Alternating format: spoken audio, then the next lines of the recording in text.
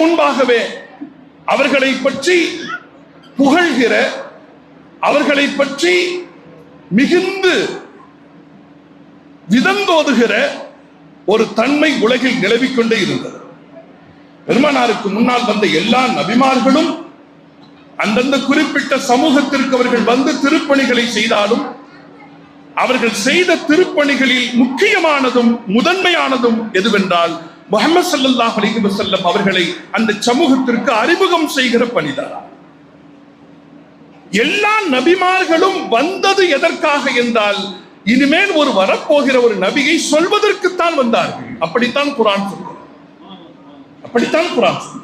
வஇத் அഖذனா மீசாக்கன் நபியீன் என்கிற வசனத்தை நீங்கள் ஓதி பார்த்தால் இந்த உண்மையை நீங்கள் தரிசித்து விடுவீர்கள். உலகில் தோன்றிய எல்லா நபிமார்களும் பெருமானாரின் வருகையை முன்னறிவிப்பு செய்வதற்குத்தான் வந்தார்கள். முன்னறிவிப்பு செய்வதற்குத்தான். அந்த பெருமானார் ஸல்லல்லாஹு அலைஹி வஸல்லம் அவர்கள் பிறந்ததும் இந்த உலகத்தை விட்டும் மறைந்ததும் ஒரே நாள், ரபியுல் அவ்வல் பிறை 12 என்று நாம் பார்க்கிறோம்.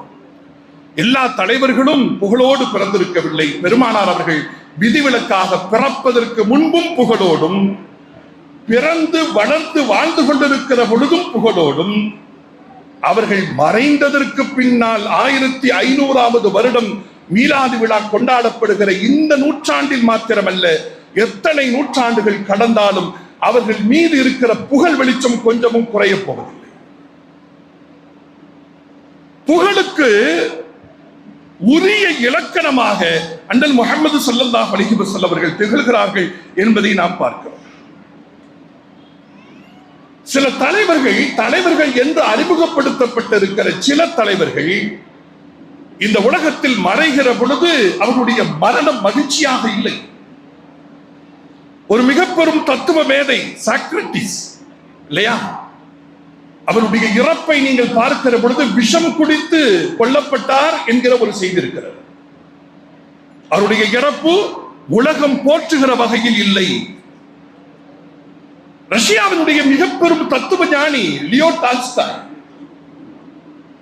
அவரை பற்றிய கட்டுரைகள் மாத்திரம் 65,000 கட்டுரைகள் இருக்கின்றன. ஒரு அறிஞர் குறிப்பிடுகிறார் 65,000 கட்டுரைகள் அவரை குறித்து எழுதப்பட்டிருக்கின்றன.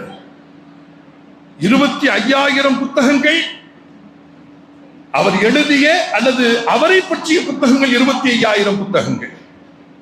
அவருடைய இறப்பு எப்படி இருந்தது என்றால் ஒரு ரயில் நிலையத்தில் ஒரு அனாதையை போல இறந்து கிடந்தார். ஆனால்